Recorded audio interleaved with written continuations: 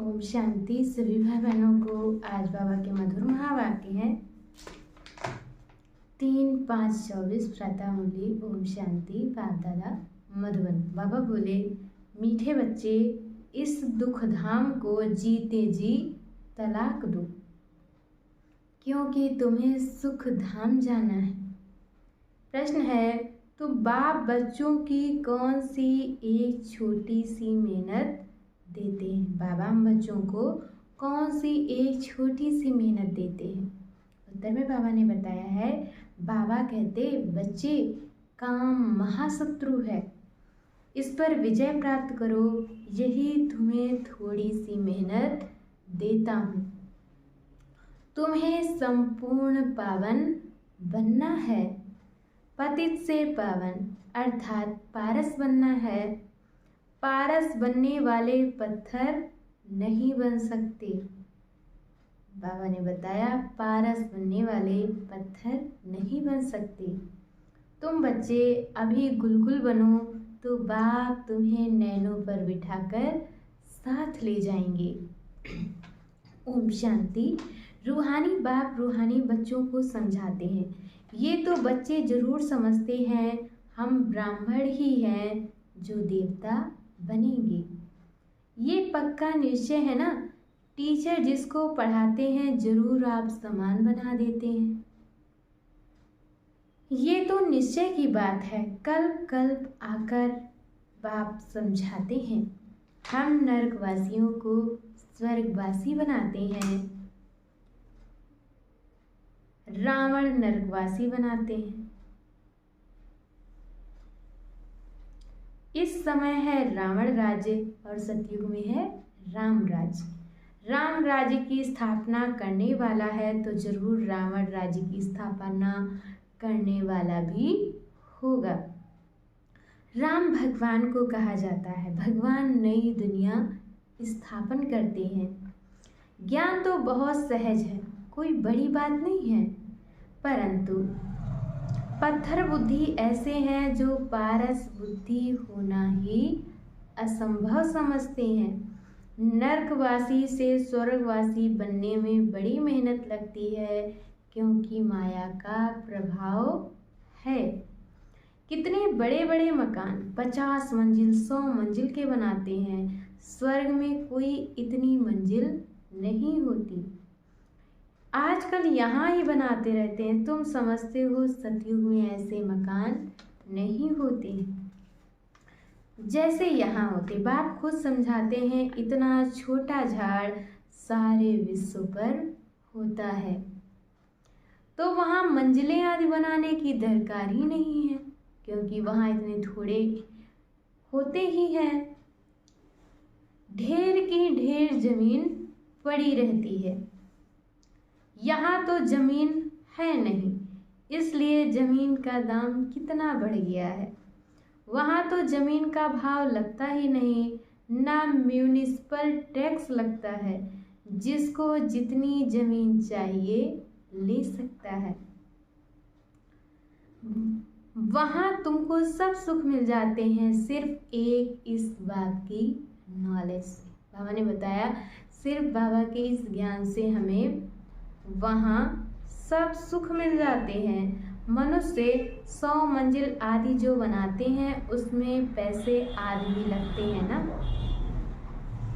वहाँ पैसे आदि लगते ही नहीं, अतः धन रहता है, पैसे का कदर नहीं। ढेर पैसे होंगे तो क्या करेंगे, सोने हीरे मोतियों के महल आदि बना देते हैं। अभी तुम बच्चों को कितनी समझ मिली है, समझ और बेसमझ की ही बात है। सतो बुद्धि और तमो बुद्धि, सतो प्रधान स्वर्ग के मालिक, तमो गुणी बुद्धि नरक के मालिक।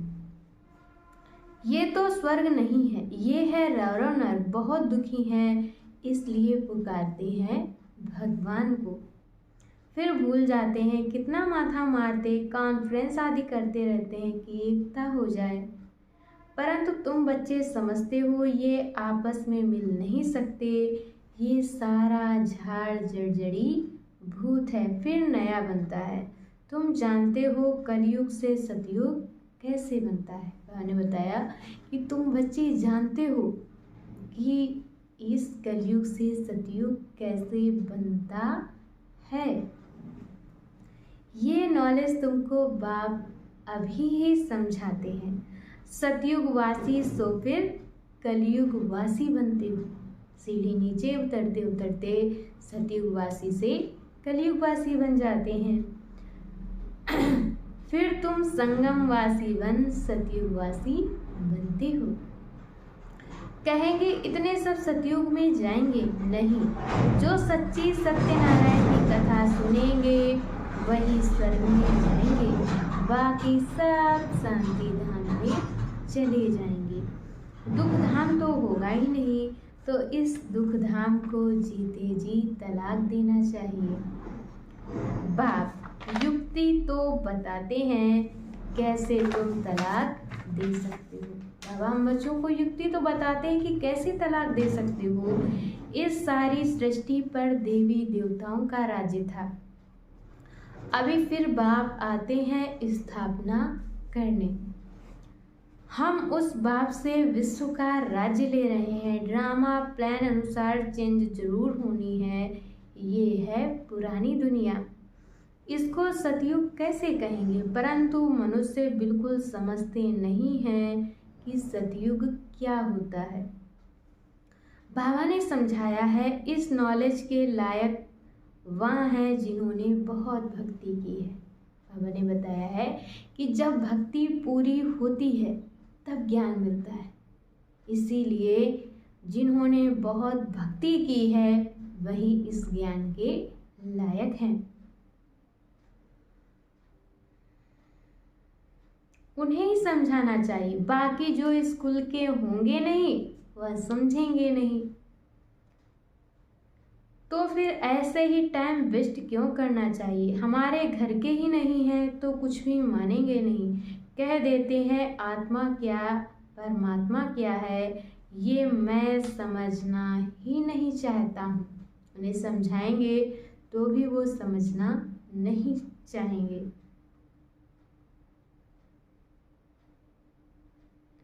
तो ऐसे के साथ मेहनत क्यों करनी चाहिए। बाबा ने समझाया है, ऊपर में लिखा हुआ है भगवान वाच, मैं आता ही हूँ। कल पुरुषोत्तम संगम युग पर और साधारण मनुष्य तन में जो अपने जन्मों को नहीं जानता है, मैं बतलाता हूँ पूरे 5000 वर्ष का नाटक किसका होता है हम बता देते हैं। जो पहले नंबर में आया है उनका ही पार्ट होगा ना। श्री कृष्ण की महिमा भी गाते हैं। फर्स्ट प्रिंस ऑफ सतयुग, वही फिर 84 जन्मों के बाद क्या होगा। बाबा ने बताया कि वो फिर 84 जन्मों के बाद क्या होगा। First beggar, beggar to prince, फिर प्रिंस टू बेगर। तुम समझती हो प्रिंस टू बेगर कैसे बनते हैं। फिर बाप आकर कौड़ी से हीरे जैसा बनाते हैं।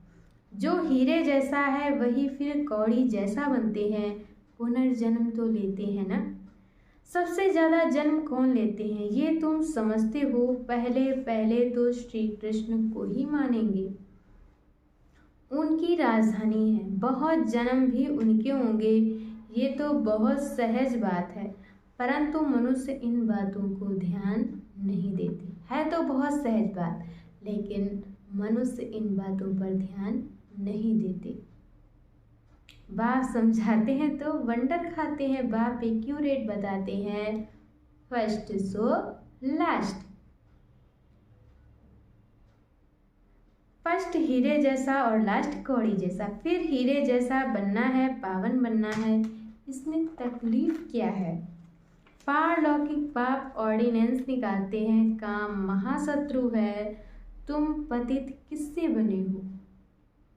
विकार में जाने से, इसलिए बुलाते भी हैं पतित पावन आओ, क्योंकि बाप तो केवल पारस बुद्धि है, वह कभी पत्थर बुद्धि नहीं बनते हैं। कनेक्शन ही उनका और पहले नंबर जन्म लेने वाले का हुआ। देवताएं तो बहुत होते हैं, परंतु मनुष्य कुछ भी समझते नहीं। क्रिश्चियन लोग कहते हैं क्राइस्ट से 3000 वर्ष पहले पैराडाइज था। वह फिर भी पिछाड़ी को आए हैं ना, तो उनकी ताकत है, उनसे ही सब सीखने जानते हैं क्योंकि उनकी फ्रेश बुद्धि है।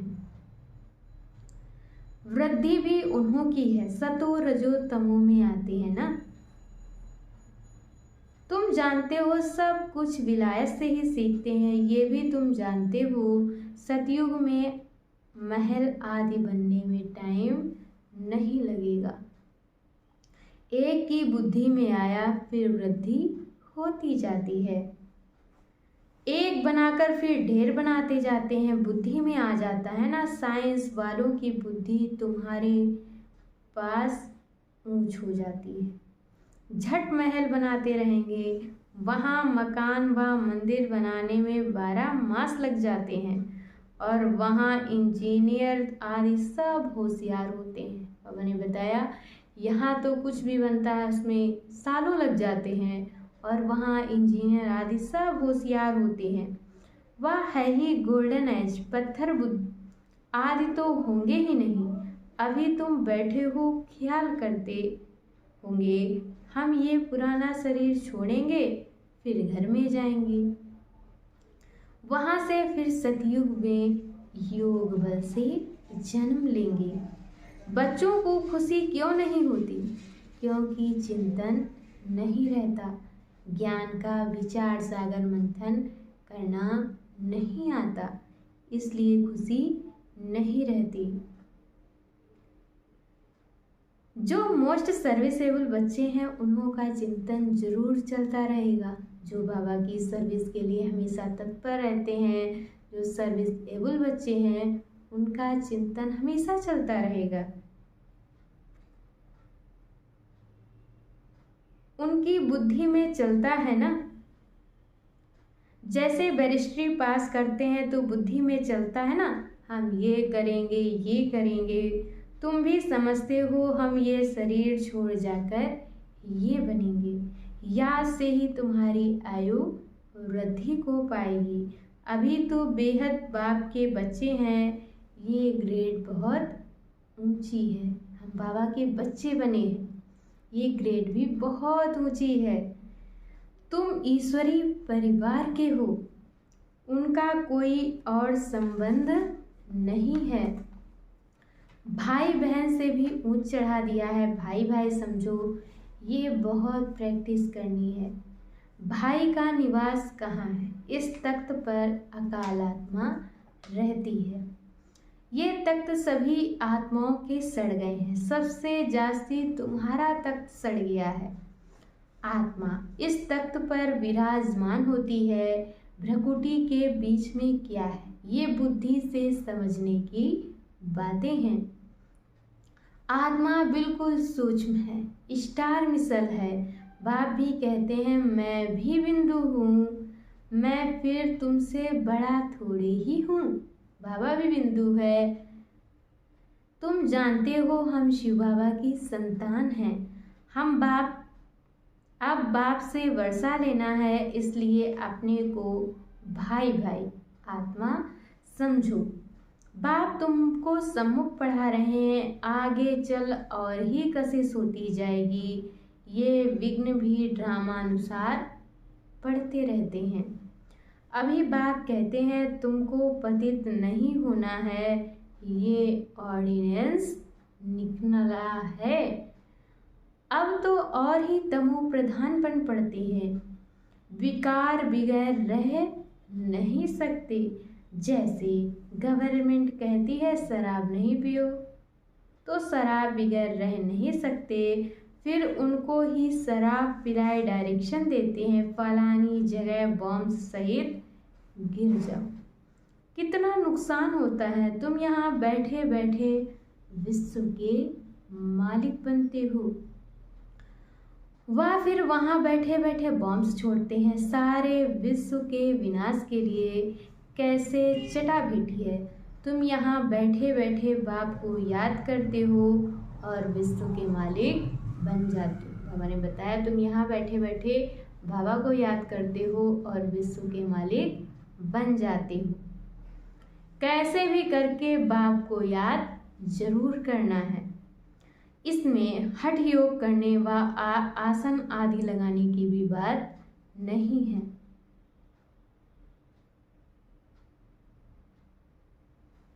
बाबा कोई भी तकलीफ नहीं देते हैं, कैसे भी बैठो, सिर्फ तुम याद करो कि हम मोस्ट बिलवेड यानी प्यारे बच्चे हैं। तुमको बादशाही ऐसे मिलती है जैसे माखन से कितनी आसानी से मिलती है। गाते भी हैं सेकंड में जीवन मुक्ति। कहाँ भी बैठो घूमो फिरो, सिर्फ बाबा को याद करो। पवित्र होने बिगड़ जाएंगे कैसे, नहीं तो सजाएं खानी पड़ेंगी।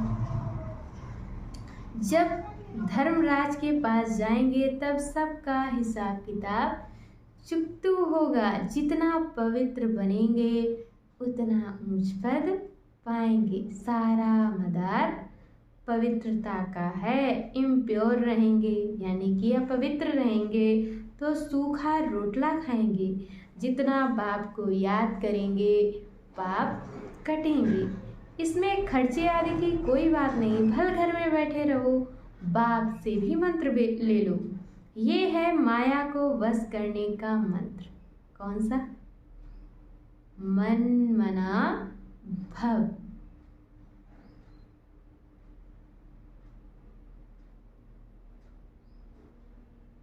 ये मंत्र मिला फिर भल घर जाओ, मुख से कुछ बोलो नहीं। अल्फ और बे बादशाही को याद करो।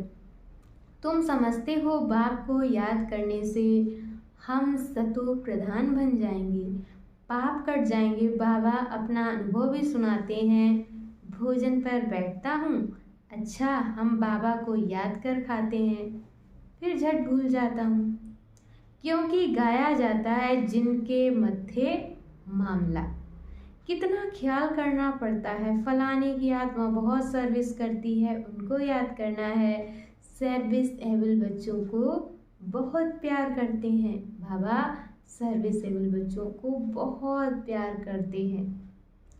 तुमको भी कहते हैं इस शरीर में जो आत्मा विराजमान है उनको याद करो। यहाँ तुम आते ही हो शिव बाबा के पास।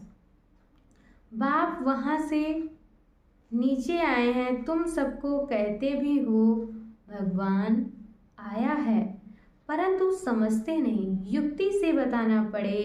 हद और बेहद के दो बाप हैं। अब बेहद का बाप राजाई दे रहे हैं। पुरानी दुनिया का विनाश भी सामने खड़ा है। एक धर्म की स्थापना, अनेक धर्मों का विनाश होता है। बाप कहते हैं मामे कम याद करो तो तुम्हारे पाप भस्म हो जाएंगे। जितना बाबा को याद करेंगे उतना विकर्म विनाश होते जाएंगे। ये योग अग्नि है जिससे विकर्म दग्ध होते हैं, जिससे तुम तमो प्रधान से सतो प्रधान बन जाएंगे। ये तरीका बाप ने ही बतलाया है और कोई तो बता ही ना सके। तुम जानते हो बाप सबको गुलगुल बनाकर नैनों पर बिठाए ले जाते हैं। कौन से नयन? ज्ञान के। आत्माओं को ले जाते हैं। समझते हो जाना तो जरूर है। तुम बच्चे समझते हो कि जाना तो जरूर है। उनसे पहले बाप से क्यों ना वर्षा तो ले लें। कमाई भी बहुत भारी है। बाप को भूलने से फिर घाटा भी बहुत है। पक्के व्यापारी बनो। बाबा ने बताया कि पक्के व्यापारी बनो। बाप को याद करने से ही आत्मा पवित्र बनेगी। फिर एक शरीर छोड़ जाकर दूसरा लेंगे तो बाप कहते हैं मीठे मीठे बच्चों देही अभिमानी बनो। ये आदत पक्की डालनी पड़े। अपने को आत्मा समझ बाप से पढ़ते रहो तो बेड़ा पार हो जाएगा। शिवालय में चले जाएंगे। चंद्रकांत वेदांत में भी ये कथा है। बोट यानी कि नाव कैसे चलती है, बीच में उतरते हैं, कोई चीज में दिल लग जाती है, स्टीमर चला जाता है। ये भक्ति मार्ग के शास्त्र फिर भी बनेंगे और तुम पढ़ेंगे। फिर जब बाबा आएंगे तो ये सब छोड़ देंगे। बाप आते ही हैं सबको ले जाने। भारत का उत्थान और पतन कैसे होता है, कितना क्लियर है। ये सांवरा और गोरा बनता है। कौन बनता है? बाबा सांवरे से गोरा बनता है। ब्रह्मा सो विष्णु और विष्णु सो ब्रह्मा, एक तो सिर्फ नहीं बनता है ना, ये सारी समझानी है। श्री कृष्ण के भी समझानी है गोरा और श्यामरा। स्वर्ग में जाते हैं तो नरक को लात मारते हैं, ये चित्र में क्लियर है ना। स्वर्ग में जाते हैं तो नरक को लात मारते हैं, ये चित्र एकदम क्लियर है। राजाई के चित्र भी तुम्हारे बनाए थे। अच्छा, मीठे मीठे सिकिल दे बच्चों प्रति माता पिता बाप दादा का याद प्यार और गुड मॉर्निंग। रूहानी बाप की रूहानी बच्चों को नमस्ते। हम रूहानी बच्चों की तरफ से रूहानी माता पिता बाप दादा को याद प्यार नमस्ते, ओम शांति, शुक्रिया बाबा, शुक्रिया। और आज बाबा ने मुट्ठी में धारण करने के लिए मुख्य सार दिया है। पहला पॉइंट, बाप के ऑर्डिनेंस को पालन करने के लिए हम आत्मा भाई भाई हैं। भ्रकुटी के बीच में हमारा निवास है। हम बेहद बाप के बच्चे हैं। हमारा ये ईश्वरी परिवार है। इस स्मृति में रहना है। देही अभिमानी बनने की आदत डालनी है। दूसरे पॉइंट में बाबा ने बताया है धर्मराज की सजाओं से छूटने के लिए अपने सब हिसाब किताब चुकतू करने हैं। धर्मराज की सजाओं से छूटने के लिए अपने हिसाब किताब सब चुकतू करने हैं। माया को वश करने का जो मंत्र मिला है उसको याद रखते सतो प्रधान बनना है। और बाबा ने आज हम बच्चों को वरदान दिया है बिंदी रूप में स्थित रहे, औरों को भी ड्रामा के बिंदी की स्मृति दिलाने वाले विघ्न विनाशक भव। जो बच्चे किसी भी बात में क्वेश्चन मार्क नहीं करते, सदा बिंदी रूप में स्थित रहे, हर कार्य में औरों को भी ड्रामा की बिंदी स्मृति में दिलाते हैं, उन्हें ही विघ्न विनाशक कहा जाता है। वह औरों को भी समर्थ बनाकर सफलता की मंजिल के समीप ले आते हैं। वह हद की सफलता की प्राप्ति को देख खुश नहीं होते, लेकिन बेहद के सफलता मूर्त होते हैं। सदा एक रस एक श्रेष्ठ स्थिति में स्थित रहते हैं।